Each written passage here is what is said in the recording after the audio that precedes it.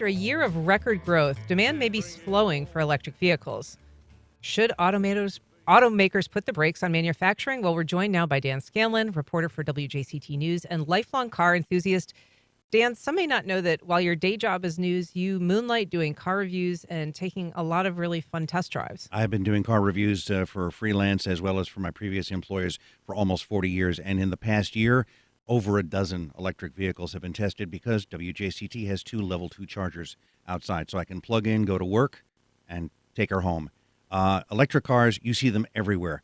Everybody seems to have a Tesla. Everybody seems to be getting the new Rivians, the Chevy Bolts. We have city utilities, city employees who are driving and city services using electric vehicles. They're all over. And the fact is, sales rose 50% last year. As of November, a million plus brand new EVs out there. And there's so many to pick from the $160,000, $200,000 Lucids on down to a Nissan Leaf, which with tax rebates could cost you maybe $20,000. Have you got a personal favorite, given that you've been driving a bunch of them? The new Kias and the new Hyundais, which are built on brand new platforms, are funky looking, comfortable, lots of room, and an honest 250 miles range. And 300 is my break even. You want a car that you can drive for 3-4 days and not have to worry about charging it up, same as your own gas car. And then you want to have a good charging place. $2,000, $3,000 gets you a level 2 charger in your house. The big question mark right now, as I learned, unfortunately, at my house is your house or your neighborhood wired to handle the draw of a brand new electric? I burned out a power cable on one of those electric vehicles, and some of them didn't fit in my garage, so I had to park them on my lawn and charge them. I did a story for the Adapt section here, and a number of people said they can't charge if their microwave is on because their house can't handle the load. And experts are saying if your neighborhood is 10 years or older, you may not be able to handle a bunch of EVs charging up at night. And then there's the pollution issue. At night, your coal-fired generators, your gas-fired generators that your utility uses are usually running low level. If everybody starts charging, suddenly they're going to a day shift and more pollution. Let's talk about the infrastructure issue, because that's a big deal. And you just showed me a map when you sat down that has in yellow the states that have 50 or fewer chargers available. There's a lot of states that don't have charging stations. Charging stations sometimes are not working properly. There have been all kinds of issues with the availability of the charge and something that is becoming known as charging anxiety. Yeah, a modern EV has a navigation map that will tell you where your nearest charging station is. Those Kias and Hyundais actually will pop it up on the screen unasked and say you're within a mile or 2 miles of whatever.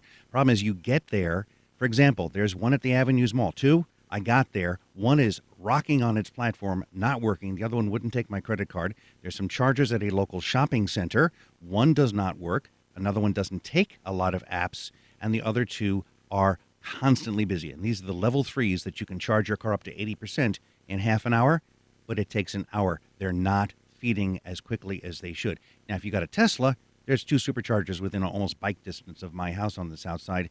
And the good news is Tesla is now working with Ford and other major manufacturers to adapt their Tesla-specific chargers so that any EV owner can use them, but that's still a year or two in the future. So right now, Tesla, you can drive the East Coast and you're within 3 hours, 4 hours of a supercharger, and 20 minutes, you're charged. Grab a lunch or a soda, and you're gone. It seems like there needs to be a standardization, as you say. I mean, Yes. California has now moved to introduce legislation that says if you're getting funding from the government, you have to provide, the infrastructure suitable for making sure that these vehicles that you're getting, incentives to build can actually be serviced and charged. And just a month ago, I came to this office, and I had 15% charge left, 38 miles range. That would have gotten me home, but not much further. I was able to charge here because it works. But the concern is that range anxiety. While I was charging at that shopping center, a guy in a rental Chevy Bolt showed up with 15 miles range, and the charger wouldn't take his card. Now, I know there's a dealership down the street where he could do it, but it's not a fun place to be on a Sunday or at night, and I've had to sit there alone. And even here, these level 2s, of late I've seen people who just pull up, plug in, recline the seat, and take a nap for 4 hours to get a charge.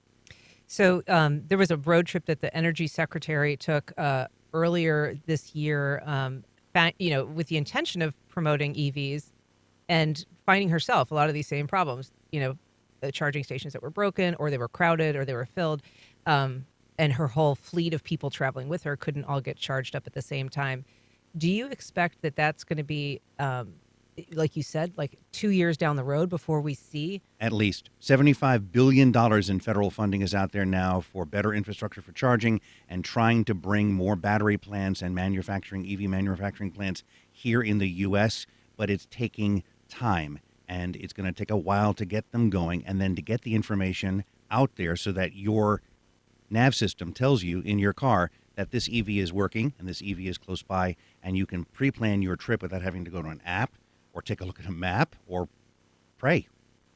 Well, Dan Scanlan is going to be here once a month to talk about our automotive and transportation issues and questions. So please send them in if you've got them. You can always reach out to us on email and make suggestions for future programs. Dan, thank you so much for being here. We'll plug away on this. Yeah, good. Thank you. I saw what you did there.